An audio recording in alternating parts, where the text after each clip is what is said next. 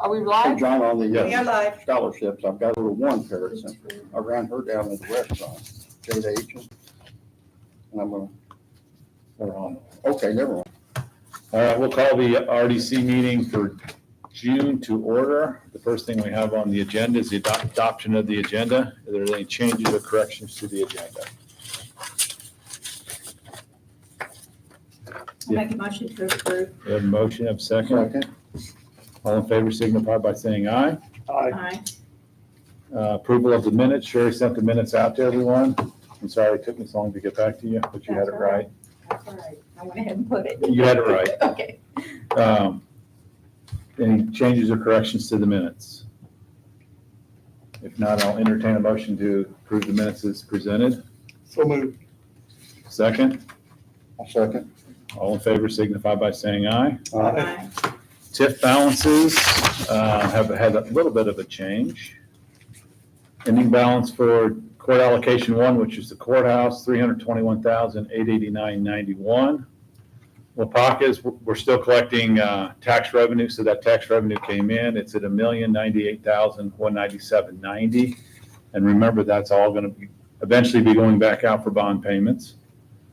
Web Wheel is $325,288.35, and Riverview West is $4,457.23.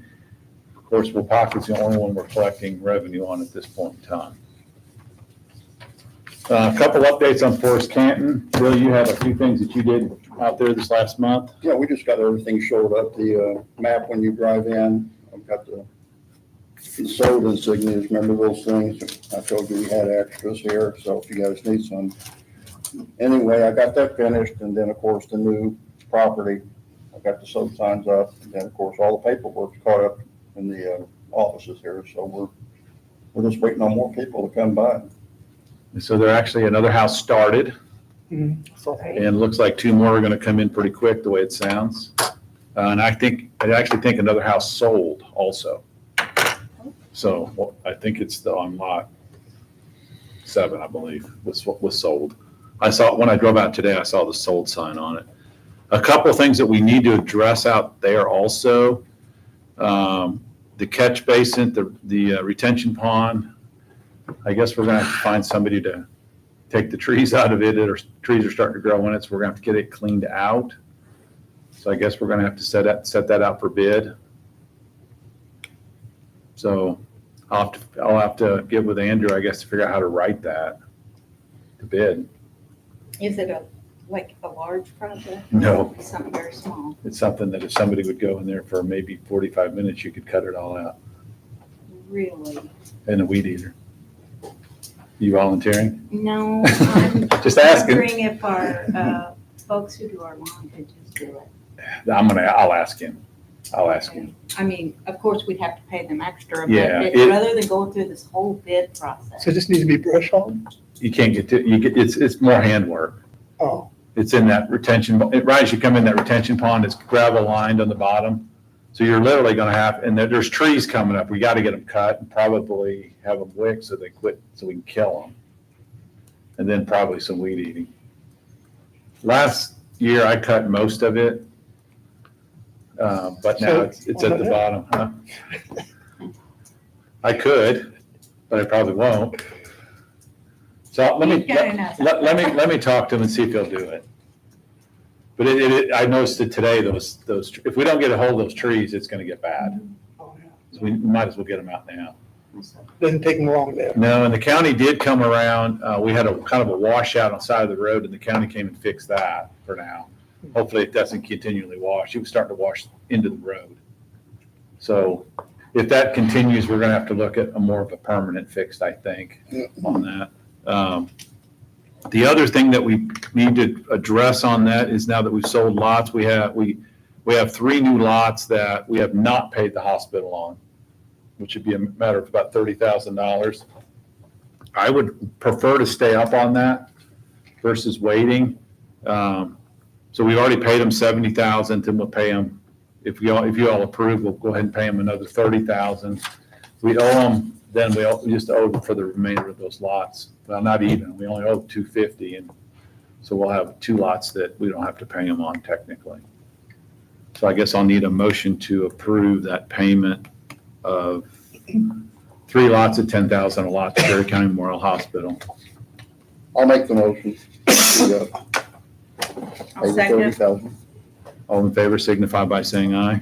Aye. Aye. And I'll just kind of fill in, especially since we're online for the publics. When we technically bought that property, the hospital deeded that property to the Redevelopment Commission with the intent that as we sold lots, we would pay them $10,000 a lot up until the $250,000 is what we owe them. So we try to at least do it once a year for them at this point. They seem to be okay with that. So that's why we're paying the hospital. So we don't need any rumor started. This is contractual. Okay. That wasn't for this group, just so you know. Really, the main reason we're here is Jonathan Blake with RJL is here, and he is our new contact for county development. Fair? Yeah. So he has a presentation, and it gives us a chance to meet him. So Jonathan, the floor is yours. Yeah, thank you. Thank you, commissioners, for allowing me to be here this evening. For the record, my name is Jonathan Blake. I'm with RJL Solutions. We're an Indiana-based firm focused on government advocacy, lobbying, community development, marketing, and communications. So we serve clients all across the state, from nonprofit organizations, hospital boards, to redevelopment commissions and county commissioners. So happy to be here this evening. I did provide printouts for everyone this evening. I'll walk through this presentation. Don't worry, I don't read from my presentation, so you're not going to hear every word.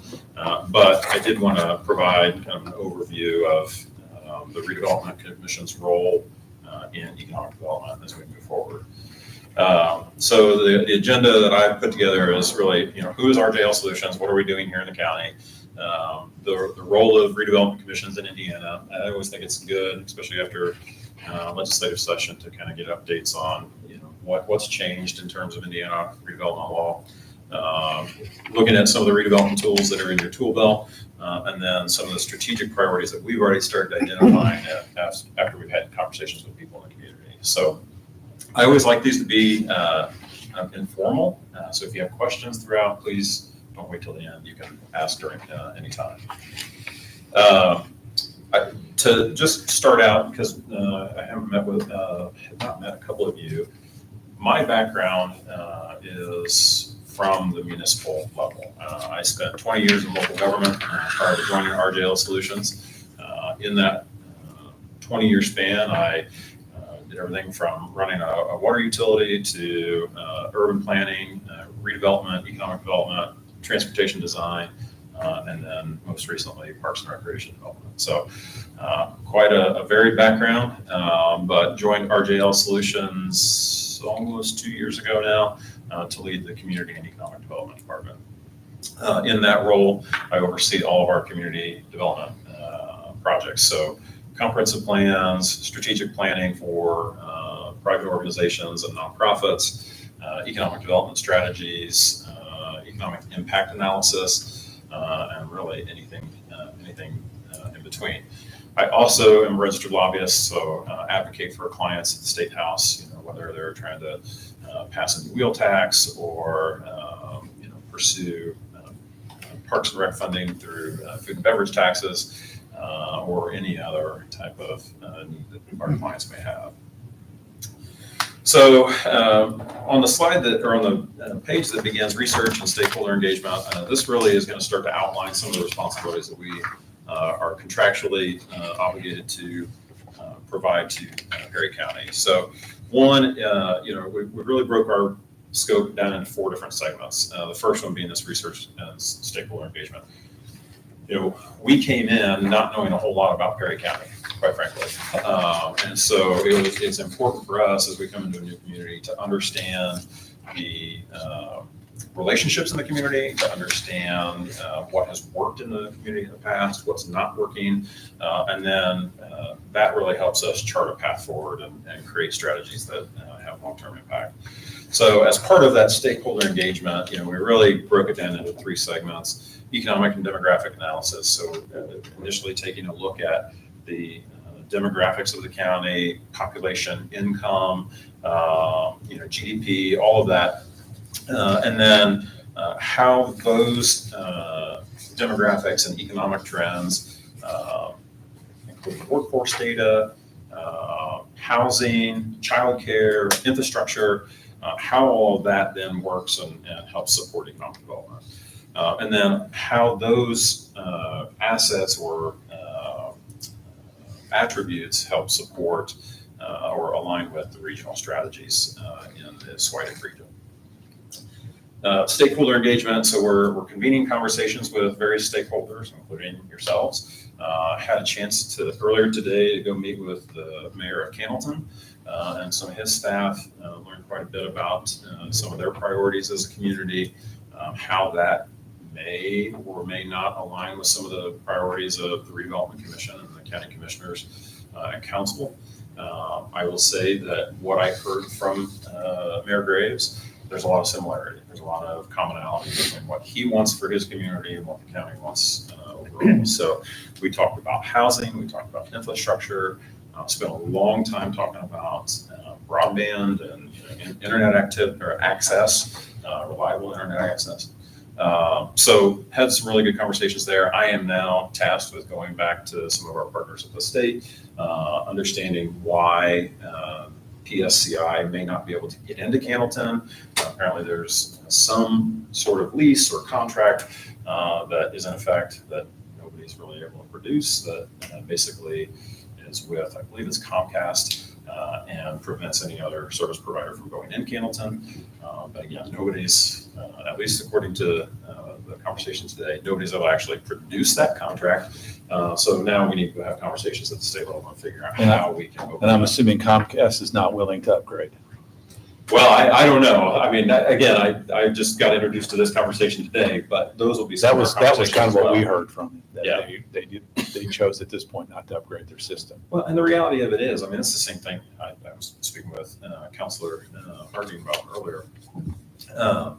The reality is, if you're going to have a long-term contract that's going to preempt anybody else from coming into the community, then you need to be making investments in that community. And I think, a lot of these enterprise leases that were signed decades ago just sat there, and nobody was, I hate to say it this way, but nobody was the wiser, and it was just kind of status quo. And so what really happens is it holds communities back, and it keeps them from being able to grow and invest in themselves. Yep. So we'll be having some of those conversations at the state level. We're also doing some competitor benchmarking now. Before we got started down here in Perry County, we were already in Spencer County. We were under contract with them to develop a long-term strategic plan, 5-year strategic plan for economic development. And we actually just wrapped that up and presented that to the commissioners last week. But with that, we did benchmarking in the region. So we actually benchmarked against Perry County, which is giving us, now that we're here, we're going to have benchmarks against Spencer County and some of the others in the region to help us understand, again, what assets does Perry County have that some of these others don't, and how can we leverage those for further development. Moving on to the LEDO responsibilities. So this is kind of the second arm of our responsibilities. So we are serving as the local economic development organization for Perry County. In that, we are navigating business retention and expansion conversations. So scheduling actual BRE visits with local industries. So actually, I'll be back here Thursday touring the Wapaka Foundry. Looking forward to that. I'm sure it's going to be very, very hot because it's already sweltering outside. I joked with Kelly earlier that I might need shorts, but not in the plan. Not in the plan, yeah. But looking forward to that. Those conversations are critically important as we look to grow the county and help support the businesses that are here. A lot of times people or residents think that, well, the sole job of government is to bring new business here. Well, that's not the sole job. It's also equally important to keep the people here that are already invested in your community. So we'll be conducting that visit on Thursday. Right after we got under contract with the county, we actually were handed a Project Falcon, is its affectionate name. It is a business retention and expansion project that is a business that's already here. We don't officially know the name of the business, but it's a business that's already here that was looking to expand and kind of consolidate some operations from 2 different facilities. And so we're just waiting to hear now the final decision on that project. But we were brought in very early on that in our contract. Business recruitment and attraction, and it is exactly what it says, really looking at the assets the community has, and then identifying the industries or the business clusters that would be best supported by those assets. So as part of that, when the state issues a request for proposal or a request for property or information, we will then review those, see how those needs may align with Perry County, and then if Perry County is a suitable site for, or if we have suitable sites for that developer, then we will submit those to the state. And we've already been doing that as those projects have been coming through. And then marketing and brand awareness. This is just really kind of telling the Perry County story, helping developers understand why Perry County is a great place to do business, why they should establish their business here, and grow their footprint. Moving on to the slide that says identify priority initiatives. So this is kind of the third prong of our work. So based on the data that we've collected and the conversations that we're having in the community, we're working through a needs assessment, identifying and prioritizing projects and initiatives that the county should pursue, making sure that those align with the county's goals and the region's goals, or regional goals, and then basically outline a strategic roadmap to implement those over time. Some recommendations may take 5 or 6 years to come to fruition. Some may take 3 or 4 weeks to come to fruition. It just, it depends on the veracity of the project or the initiative and the level of public engagement that may be required. And then the fourth prong of our contract is ongoing support and execution. So managing all the projects that are related to economic development for the county, overseeing the implementation of those strategies, working with the council to identify budget needs or constraints, and then reporting back our progress on a regular basis. So as part of our work, I am here in the county at least 2 days a month, usually one commissioners meeting and one council meeting, but I spend all day here. During those days, I have meetings set up with local businesses or stakeholders to talk with them, understand their needs, how we can be better partners in the community, and how we can help improve their businesses. So just so happens I'll be here 3 times this month, but like I said, our contract is at least twice a month, holding regular office hours here in the county. Any questions on any of that before I move on? Just one thing, you are in communication with Tell City to try to get a meeting with the mayor. Yes. Correct? Okay. Yeah. And have you reached out to Troy, their town board, or? I have not gotten a contact for Okay, I can Town get you Troy, one. so if you can get Yep. me one, that'd be great. Sure. But I also thank you, Kelly, for also putting me in contact with Andrew Water and some of the other utilities here in the county You're to welcome. set up meetings with them and understand what their capacities are as we start to look at development opportunities. All right, so moving on from our responsibilities, I thought it would be a good idea to kind of walk through the legal requirements of redevelopment commissions. I think, as legislation changes over the years, things get lost in translation. So I won't spend a whole lot of time laboring on these, but I thought it would be good to give an overview. So really, in Indiana, the enabling statute grants counties and communities the opportunity to appoint a board of redevelopment that either has 5 members or 7 members. So it can't have any less, it can't have any more. And then oversight of that board or that body is really granted to the legislative body of the county. The appointed authorities for the Redevelopment Commission include 3 appointments from the county executive or the commissioners, 2 members from the fiscal body or the council, and then the county executive gets technically one additional appointment. It's the non-voting advisor of the school board. So usually the council will work with, the executive will work with the school board and appoint somebody to that role. These provisions of the statute don't change a whole lot. There's been talk over the years about changing the makeup of redevelopment commissions.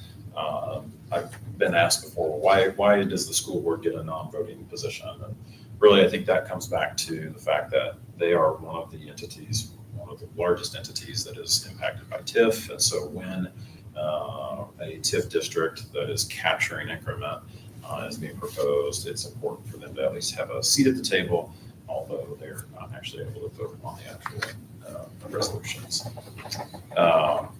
All the records of the Redevelopment Commission are subject to the Access to Public Records Act, which is the Indiana version of the Public Records Act. Essentially, those documents need to be kept in perpetuity and need to be available to the public. And we'll talk more about some of the disclosures here in a little bit.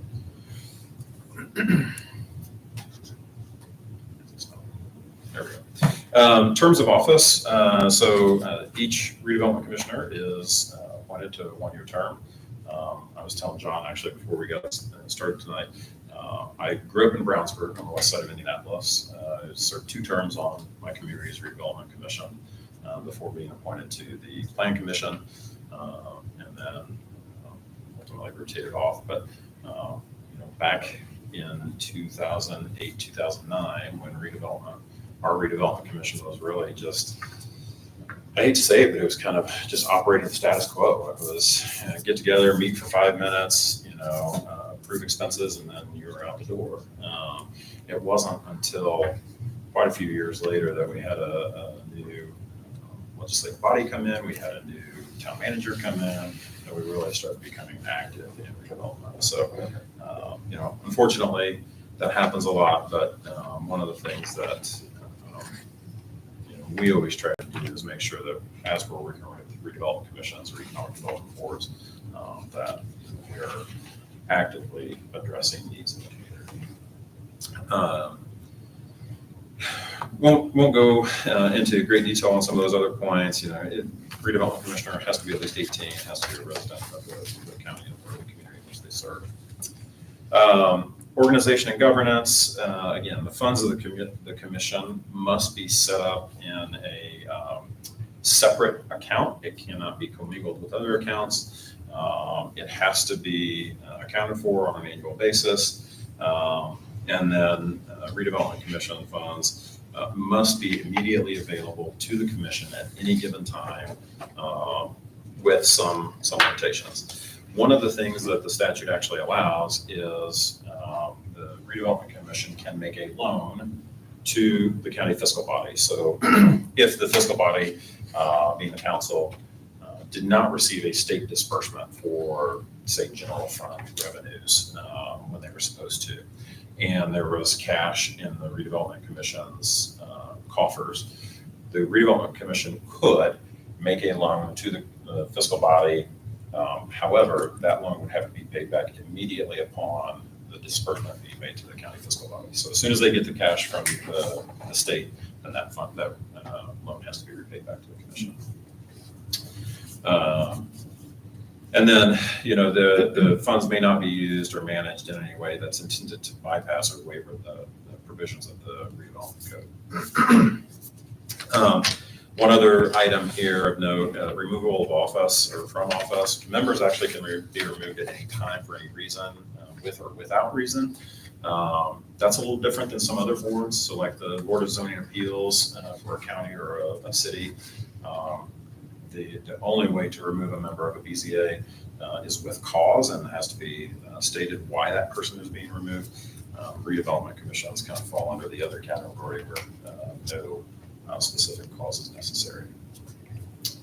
Moving on to the conducting business. So, You have your initial organizational meetings. Those must be held within 30 days after appointment of new commission members, typically after the first of the year. You have to have your annual meeting, and then beginning July 1, which you guys are already doing, you have to transmit all the meetings online and make those available to the public. And then executive sessions are permitted for redevelopment commissions. There's a very specific criteria under Indiana code. I've cited code there for you, but there are very specific cases in which an executive session may be called. It's important to remember that anything discussed in the executive session may not be discussed any other time outside. Once that executive session's over, you are not allowed to discuss that with anybody, including any members of the public. The purpose of those is to make sure that confidential or potentially damaging information that could create an issue for either an economic development project or maybe there's a pending or threatened lawsuit. You want to make sure that information is protected. There's actually been cases where individuals have been penalized by a court of law for violating that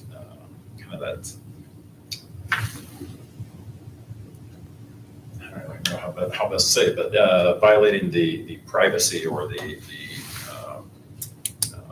limited access to executive sessions. So just always keep that in mind, that what's discussed back there needs to stay in the executive session. It's also important to remember you cannot make decisions in an executive session. So you can discuss, you can have conversation, you can debate, no decision can be made. That has to be done in the public. So the statute's very clear on that. So then moving on to statutory authorities, actually John and Bill, right? Bill, yeah. So you guys were kind of talking about statutory authorities before we got started here. The Redevelopment Commission has broad powers under the statute. So you can acquire and dispose of property, you can hold and use property, you can exercise eminent domain. So really you and the county executive are the only two that are allowed to exercise an eminent domain from a county level perspective. You're allowed to provide financial assistance to promote housing development or neighborhood development, issue tax warrants, and then promote urban renewal projects. So then looking at the duties, you can investigate, survey, and study areas needing redevelopment. You can study the causes that demand redevelopment. So why is this part of the town or this part of the community falling behind, or what do we need to do as a commission or as a county to bring this up to the standard that a developer or an investor or a business wants to do business in, and then you can promote the use of land in a manner that best serves the county. The next slide, key definitions. I've identified a couple of those there. These are directly from the statute. So economic development area is a general area that the commission formally designates as an area needing reinvestment. So it could be blighted properties, it could be failing infrastructure, it could just be an old foundry that needs remediated. It could have brownfield contamination that needs to be cleaned up. So broad spectrum of opportunities under the economic development area. The commission may designate the geographic area as an economic development area if it finds that there's a significant economic payoff. So that, did you have something? No. Oh, okay. That there's a significant economic payoff. So number of jobs created, major employer that's attracted or being retained in the area, that the development would not occur if it were not for the extraordinary tools that are granted to the Redevelopment Commission, that the project area or the geographic area is in need of public health or welfare improvement, and that the development area it would be public utility and benefit. So, that could be measured by the number of jobs retained or created. It could be the number of capital dollars being invested, number of homes being created, et cetera. So there's kind of a broad authority under the statute. Moving on to the best practices slide, there's really a couple of things that redevelopment commissions are encouraged but are not required to do. You are required to monitor TIF calculations, so as development occurs, making sure that you're staying on top of those. But one of the things that doesn't happen a whole lot but should is pruning of TIF districts. So when an area is identified as an area needing redevelopment, say it's 200 acres and it's a blank canvas. It's a greenfield development, no buildings on it, and that's set aside in a TIF district. Then all of a sudden you have a housing development that goes in, or an apartment complex, or part of the development area is being considered for tax abatements. You don't want to create a TIF and then abate the taxes, because now you've just cut the legs out from underneath you. So in those cases, it's a good idea to prune back the redevelopment district and make sure that it's really serving its purpose. The pruning, like I said, it doesn't happen a whole lot, but it should, because there are communities that have created a TIF, and my hometown's a prime example. They created a TIF. This was back in the 2000s. Created a TIF for an industrial development. It was 600 or 700 acres. And then as developers were coming in, they said, hey, we want a 10-year tax abatement, or we want a 7-year tax abatement on personal and real property.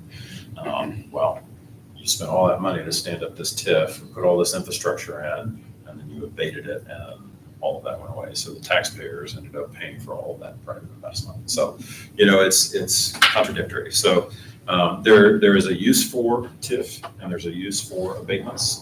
The important thing is to understand what the end goal is and make sure that you're using each one of those to benefit the project and benefit the community. So you do not want one fighting the other.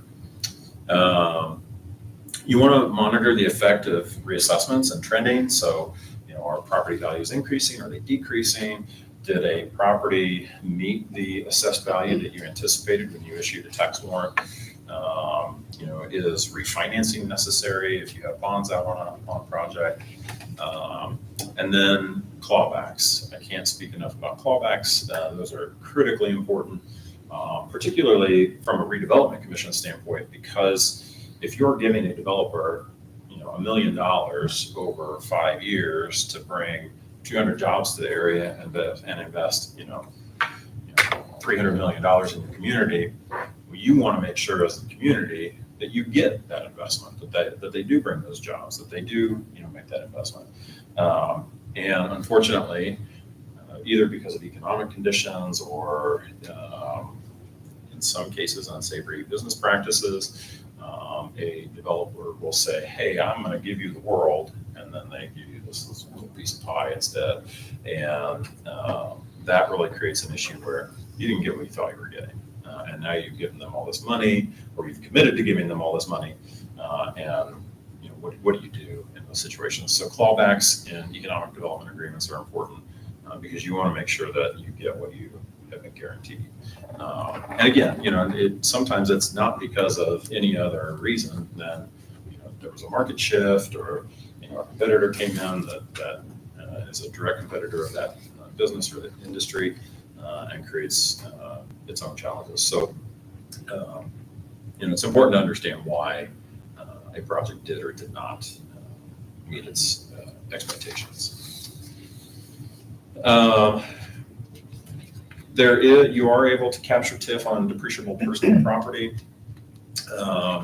for industrial manufacturing and warehousing. A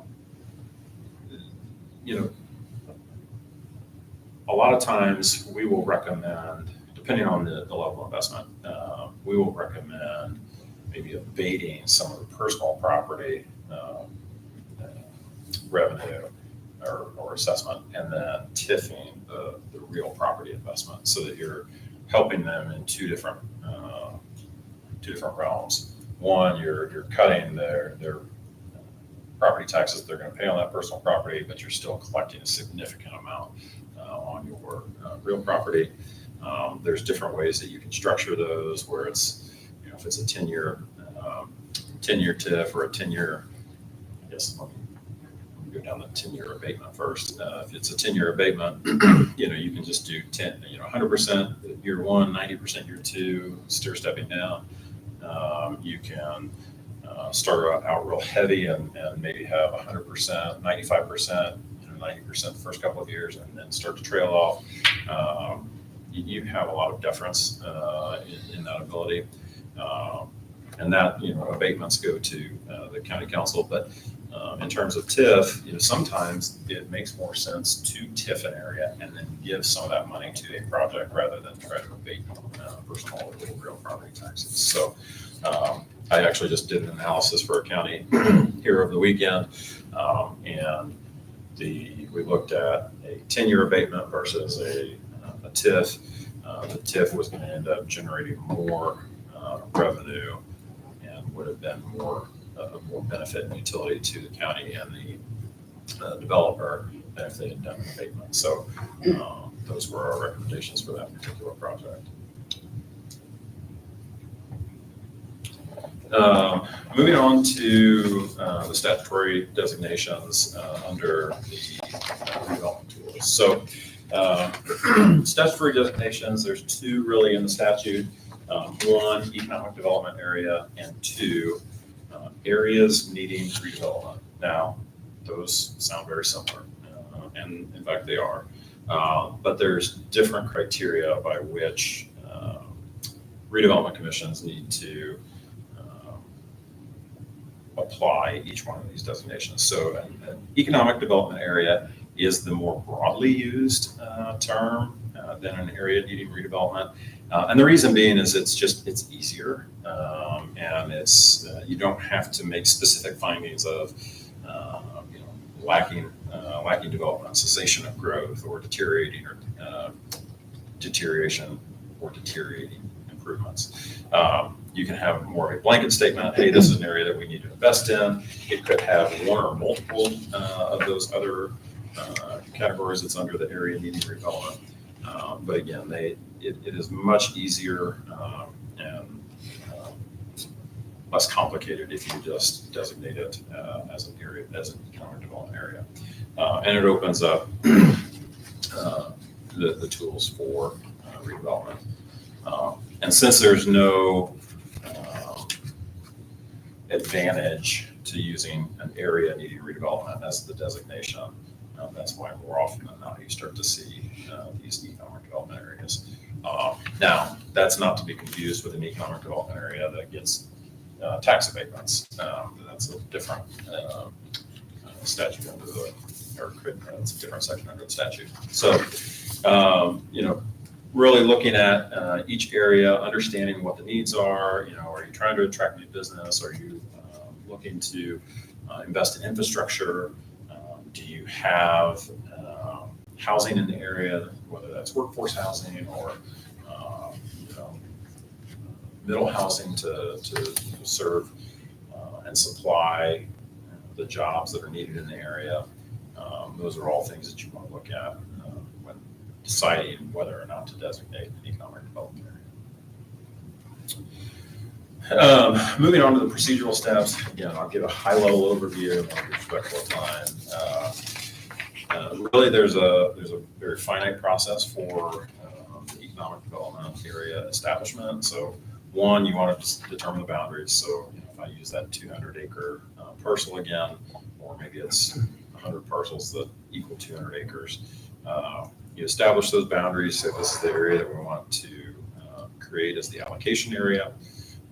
That then moves on to, or gets incorporated in the economic development plan, which is usually a 3 or 4 page document that describes what it is that you're wanting to accomplish. The commission then adopts the declaratory resolution So there's a resolution that would come before you that says, we want, basically putting everybody on notice, we want to designate this 200 acres as a redevelopment area or an economic development area. Once that is adopted by the commission, then a resolution is sent to the plan commission. A notice is sent to them, and a resolution is sent to them, asking them to adopt that as well. Essentially, all the plan commission is doing is saying, yes, this complies with the goals of the comprehensive plan, or no, it doesn't. There is a separate resolution that goes to the county commissioners that they adopt as well, basically saying this complies with the goals of the county, or no, it doesn't. Assuming that the plan commission and the board of commissioners both adopt that, those respective resolutions, then a tax impact statement is prepared, usually by a tax or fiscal advisor. Notices of public hearing are issued because the public hearing is required as part of the confirmatory resolution, which is the final step.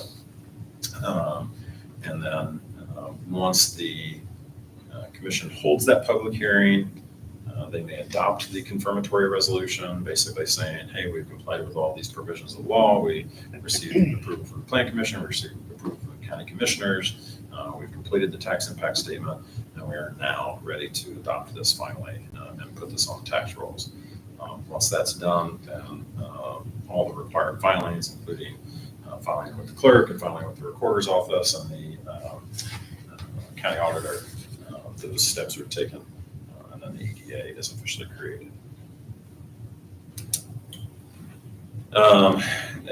Moving on to the basics of TIF, I'm sure you guys have all been on here for a couple of years, so I'm sure you understand this, but essentially what you're doing is you're freezing the assessed value at a certain level. So usually that dates back to January 1 of that fiscal year. So if we were looking at that same 200 acres and it were assessed for $100,000, you would, once the TIF is created, it freezes that assessed value at $100,000. And then any increment or any additional assessed value that's gained either through private development or public development, then is the new basis for tax revenue for the TIF. And you would then, as the Redevelopment Commission, receive those funds through that annual allocation and collection of property taxes. One of the common misconceptions, I think it's important, especially for the public to understand, one of the common misconceptions of redevelopment commissions and TIF districts is that it stops all tax revenue from a certain project or property from going to the other taxing units. It does not do that. It just keeps the schools, it keeps the township, it keeps the fire territory, towns, it keeps them frozen at that base level until the TIF expires. So they're still getting tax revenue off that base. They're just not getting it off the increment unless the Redevelopment Commission passes a resolution to pass through some of that to the other taxing units. You can issue municipal bonds to finance portions of redevelopment. The maximum term generally is 25 years for bonds. There are some exceptions, but generally that's the limitation. The purpose of TIF is to create opportunities that under regular utility or the regular application of the law would not allow. So a lot of times you'll hear the but-for test. If it were not for this implementation of a TIF in this particular area, that development would not have happened. And so you have to apply that test very consciously. You have to make sure that you're, as we were talking about before, John, not just TIFing an area because you want to collect increment. There needs to be a project. There needs to be some type of investment that once you collect that additional revenue, that you're going to do something with. And so applying that but-for policy or that but-for test is important. And there used to be the provision in the statute that would allow pancaking of TIF districts. So if the county adopted TIF district on that same 200 acres, and then say Tell City annexed it and then created their own redevelopment commission and created their own TIF district, the statute used to allow you to layer them one on top of another. It doesn't allow that anymore. So the TIF, whatever TIF was created first, takes precedence. So if if a municipality annexes a territory after you created a TIF, that area does not automatically then go to them. They can annex it. They just can't TIF it until your TIF either expires or until you prune it back and no longer include that. So that's an important change that began May of 2021. And the reason you see that is, you had municipalities that were, it creates an issue at the auditor's office and the treasurer's office when you're trying to figure out, okay, well, who's getting what money and how much are they getting? And so it was just something that the legislature needed to clean up. Moving on to the uses of TIF revenue, won't spend a lot of time here, but you have broad authority to use that TIF revenue to construct roads and trails, sidewalks, utility infrastructure, create jobs, build recreational facilities or public structures, and then also fund public safety projects, including jails, fire stations, et cetera. So again, as long as it's included in your economic development plan that you create at the beginning of that process, you can utilize the funding for that. You are also allowed to amend your economic development plan as time goes on. So if you originally created it for a very specific project, and then because of that, other developers or other businesses want to come to that same area and start investing in more jobs or create new industries. Well, if that original allocation area didn't include those properties that they want to buy, you can amend that, capture that, and bring it into the new TIF or into the TIF district, and then utilize those funds to help with continuing that development. So again, broad authority, broad opportunities to use those funds. And then, finally, from the capital project side, you can use TIF revenues to incentivize developers. So you can actually give or contribute money to a developer if they're creating jobs, creating private investment. You are not, however, allowed to use TIF revenues for your general operating purposes. So if the Redevelopment Commission owned a building that they were just renting for your offices, you could not use the TIF revenue for that purpose. It would have to be separate. And then the last slide there, which is residential TIF, just a high level, originally adopted in 2019, amended twice since then in 2020 and 2023. Indiana does now allow residential TIFs, so you can utilize that to build new subdivisions. You can use that to incentivize workforce housing, middle housing, and create areas or destinations where residents want to be. So it is a tool now that is accessible. There is, after July 1, 2027, there will be a 1% test that will require school approval. So basically, in Indiana, we have property tax caps. The property taxes can never exceed, for residential properties, can never exceed 1% of the assessed value. And so part of that 1% test is just confirming that, hey, we are not increasing the tax rate, we're not increasing the tax revenue, we're ensuring that we are complying with those statutes and not overburdening residential ratepayers. So So that's high level redevelopment commission. Any questions on that before I move to strategic priorities? Okay. So I put together some strategic priorities. These are very high level. These are preliminary, but based on my conversations with folks in the community, local businesses, just in the last couple of months, local businesses, elected officials, residents, and chamber members. I've started to identify some areas that I think are good priorities for the Redevelopment Commission and the county to consider moving forward. These are by no means final. I want input from everyone. I think it's important for you to have input in these strategies as well. So I started outlining these.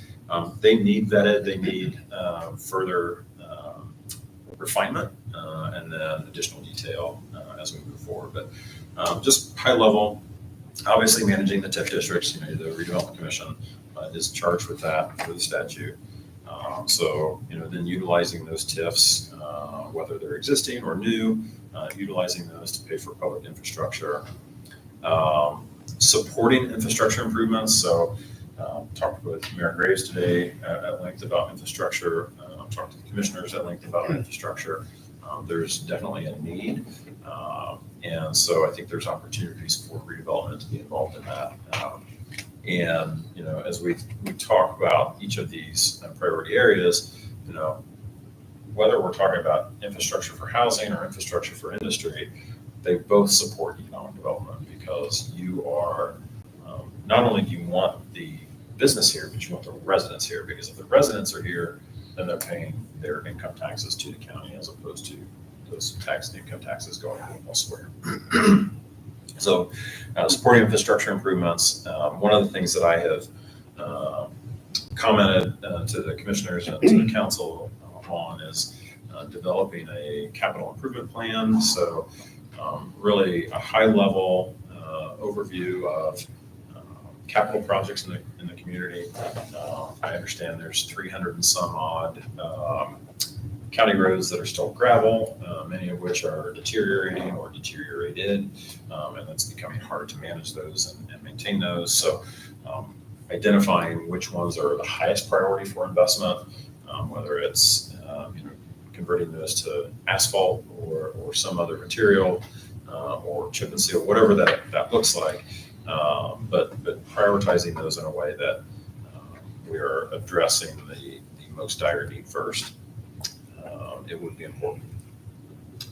And then you can also help reduce development costs by improving blighted properties or areas. So as we look to attract new business to the community, there will certainly be infrastructure improvements that are going to be needed. And so we may be back here asking for, the establishment of a new TIF so that we can help offset some of those improvement costs. Facilitating site readiness and incentivizing private investment. These kind of go hand in hand, but they're very different. When we talk about site readiness, we're usually meaning shovel ready. You may hear that term used quite a bit. That can include acquiring, assembling, clearing, or remediating properties.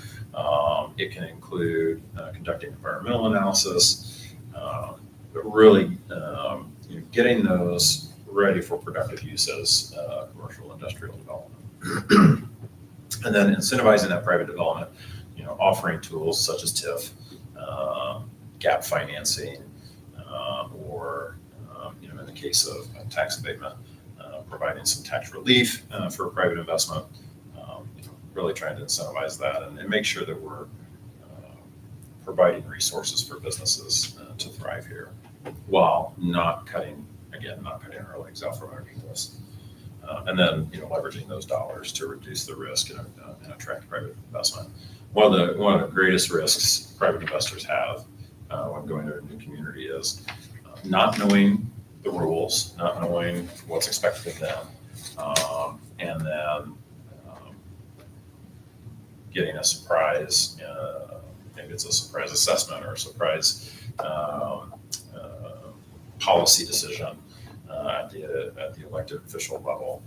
And so, giving them very concrete, very finite policies on what we expect from developers when they come to the community is important. And then, making sure that they understand what they can expect from us in return. So, if they're looking for, I'll just use for housing, I'll use impact fees as a consideration. So a lot of communities are passing impact fees for roads. They pass it for parks and recreation. They can pass it for a number of opportunities.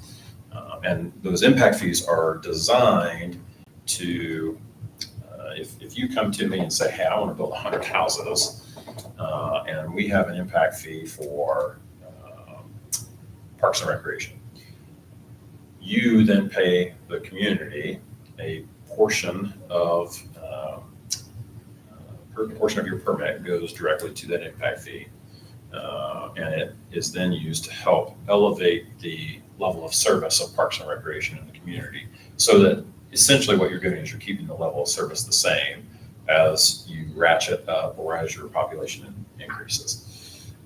Many times in communities where impact fees are existing, a developer will come and say, hey,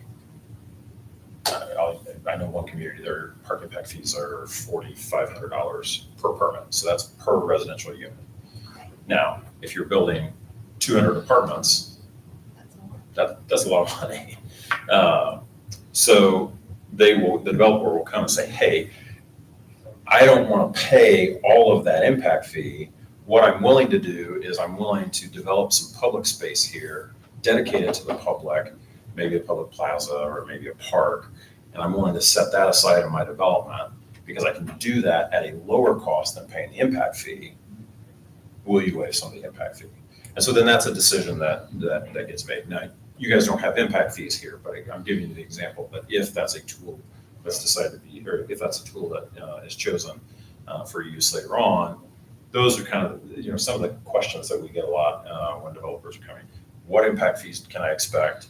What relief can I get if I, manipulate my site or change my design to accommodate the intent for which those impact fees are established? So again, developers want to know concrete, hey, tell me what my bottom dollar is, tell me what it is that I can expect, so we can move forward. So all certainly things that need to be considered. So part of our work, we're going to be developing a package that can tell a developer, hey, if you want tax abatements, here's the process, here's the timeline, here's what you can expect, here's what we expect from you in return. If you want TIF, same thing. And then the last two strategic priorities really are surrounding quality of place and then blight elimination. So, we talk a lot about blight. There's certainly properties that need raised or just taken down because of safety concerns. There may be environmental contamination on site.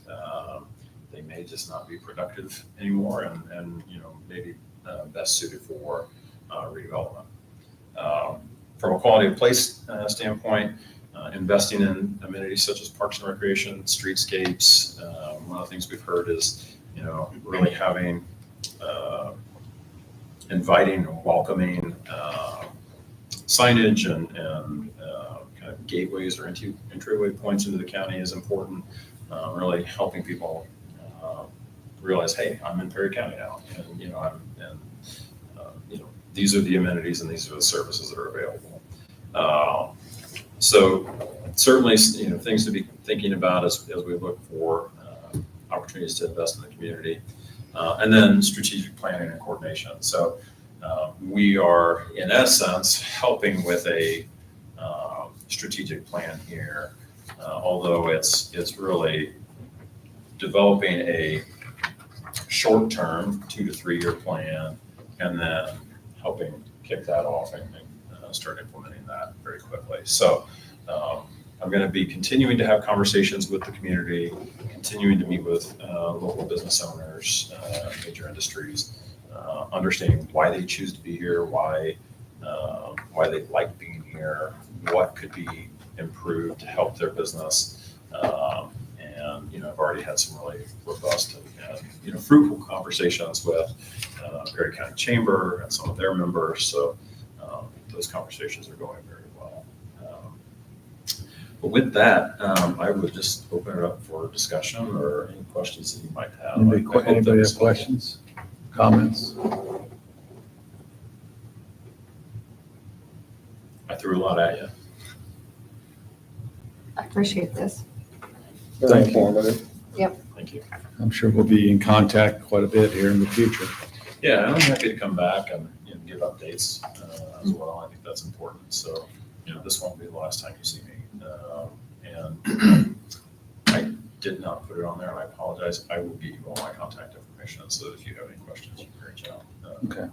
But, certainly happy to be a resource. If you send it to me, I can send it to him. Yeah, I can do that. During that council and commissioner work session that we had, there were a lot of areas identified that we've already talked about on this board, like extending water lines and development at the interstate and the blight and the cell phone and broadband issues and all those type things. So I think, I guess my question is, do we need to prioritize, or, this board is looking for a project to move forward with, and how do we choose one, select one and say, okay, Yes, who Because I'm ready- chooses our priorities? Do we Yeah. do that? Do the commissioners do that?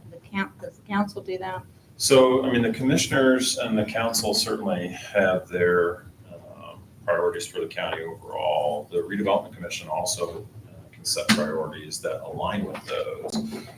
So, those priorities or the strategic priorities identified towards the end of the presentation, those are tied to the feedback that we got during the workshop that we had with the commissioners and the council.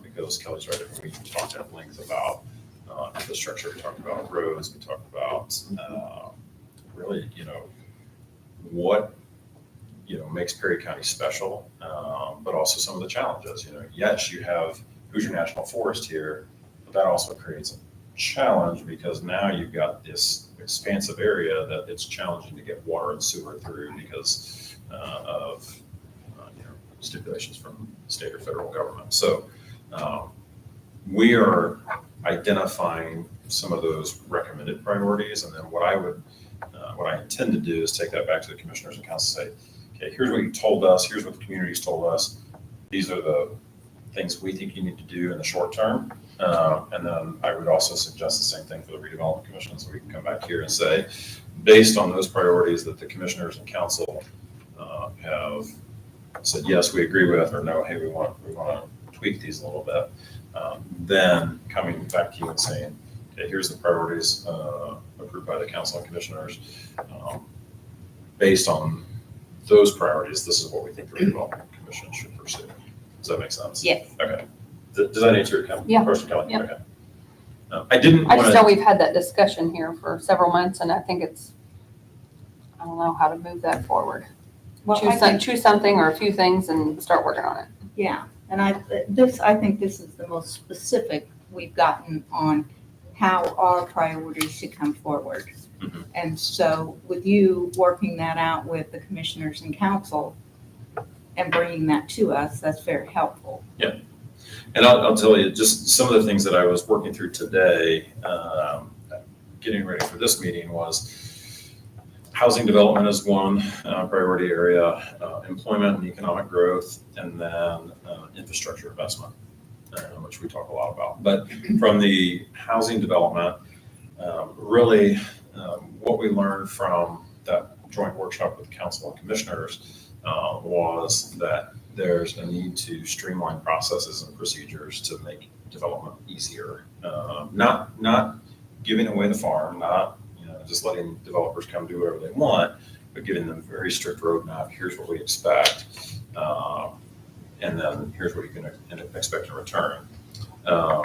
Incentivizing local and regional developers. I work in a community that I had a home builder call me. He's like, I refuse to build there. I refuse to build there. They change their rules every time I turn around. They don't come inspect the property when they say they're going to do that. It takes forever to get through the approval process. So we're still, learning a little bit more about, the processes here to understand exactly how those can be approved. But then also building on, current efforts. So the Hoosier subdivision, 7th Street apartments, looking at infill and blight elimination. There's money through Eli Lilly Endowment for blight elimination. So I think that's certainly an opportunity for us to take advantage of, something that I think communities like Cannleton could also take advantage of. The employment and economic growth, really looking at the existing employers. So, again, I'm meeting with Wapaka on Thursday, looking to set up meetings with ATTC and some of the other industries here. And then identifying what adjacent businesses to their industry would be beneficial. So either a supplier that they buy supplies from, or a second tier or third tier customer of theirs that may want to locate closer to their foundry. Maybe it's, I'll give you an example. There's a manufacturer I'm working with in a community, and the material that they make is so specific, and it's light. It's very, very light. It's a powder, and if you were to try and truck it somewhere, you would end up losing more of the material and paying way too much in transportation costs than it's really worth. So they need their customer right next door to them. So they're looking for a site where they can build their factory and their customer can build right next to them, because they just want to pipe it directly to them, as opposed to putting it on a truck and spending, I don't know how much trucking costs, but trucking it 200 or 300 miles, it would be cost prohibitive for them to do that. So what other businesses that either supply to Wapaka or ATTC or some of these other businesses, or are customers of theirs that can then come into the community? One of the properties, Kelly, can you remind me? It's the Ken Clay? No, it's the one you emailed me about, down in Tell City. Swiss Plywood area? Forget it. It's a warehouse. It sits way off the road, on the north side of the road. I'm sorry. Oh, Parker Hannafin? Yes, The yes. the yes, former yes, yes. Parker Hannafin Yes, location? yeah. I reached out to that real estate agent to understand, what the sale terms were. We had a developer that was interested, and when I say interested, it was a project that had come down from the state. So we submitted that as a potential project to them, so that they could Mhm. consider that as part of their. So those are some of the priorities that we've started to identify. One of the things that is important to the commissioners and council was creating a simple report on why businesses chose not to come to Perry County. So as we look at site selectors, or as we talk to the state about projects that they're pursuing, if a business chose not to come to Perry County and they chose to go somewhere else, why did they make that decision? And so having those relationships at the state level is important, because we can ask those questions. Maybe they just chose not to come to Indiana, period. Maybe they chose to go to Kentucky. And then that has nothing to do with us as a county. That has something to do with, well, it's easier for me, it's lower cost, it's near one of my suppliers or my vendor or my customers. There could be a lot of different reasons, but developing that list. And so as we submit projects for site readiness or site selection, as those decisions are made, providing updates to the council and commissioners so they know, okay, this is why we were out selected. And a lot of times it has nothing to do with the community. It just has to do with the fact that the project wasn't a real project. It was speculative, or it was some other factor. So, but that was something that was identified as a priority for the council and commissioners. And then utilizing data to make informed decisions, making sure they have the information they need as elected officials to move the county in the right direction. Thank you. I apologize, that was. No, it's long-winded. Thank you. Fine. So, yeah, happy to come Great. back. We expect to see you back. Yeah. Let me get with the council and commissioners on, like I said, I'm vetting these priorities. Once I get that in front of them and kind of get a read on where they want to go, I can come back here and give you an update and make some suggestions on where I think we should go. That sounds good.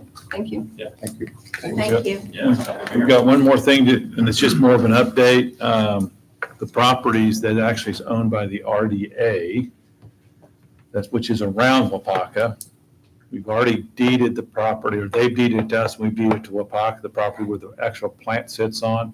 Wapaka's wanting to finalize that, but we can't do it until we get the RDA members back. There's only two, one's out of town. So once he gets back, we'll try to get that, we may end up having a joint meeting here in July to get that resolved, because Wapaka's really kind of wanting to get that done sooner than later. Do they have to do the bonds have to all be paid off before that? can happen? That's all done. This actually technically should have been done 6 or 7 years ago. Oh, before it got. Yeah, and then when Wapaka was going through their sales, we had it all ready to go. And all they wanted at that point was where the plant sat.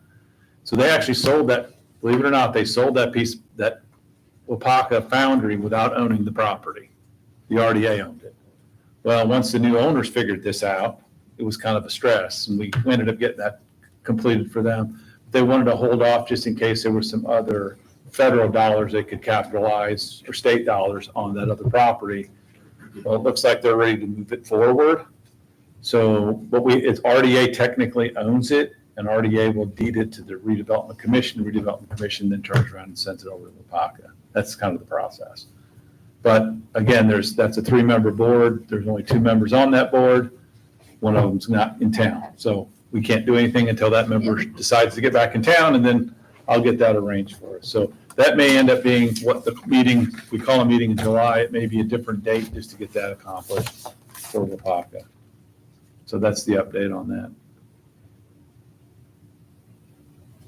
If there's nothing else, I'll make a motion. I'll entertain a motion to adjourn. Second. I didn't make the motion, Bill. You I'll got make it. a motion. All right. I thought you were making it. I can't. Yeah, you can. He's just entertaining. I'm entertaining it. Bill's going to make the motion. I am gonna make the motion. Second. There you go. Thank you. All right. Thank you all. We'll hopefully maybe see you next month. Have you Yeah. ever had anybody say no to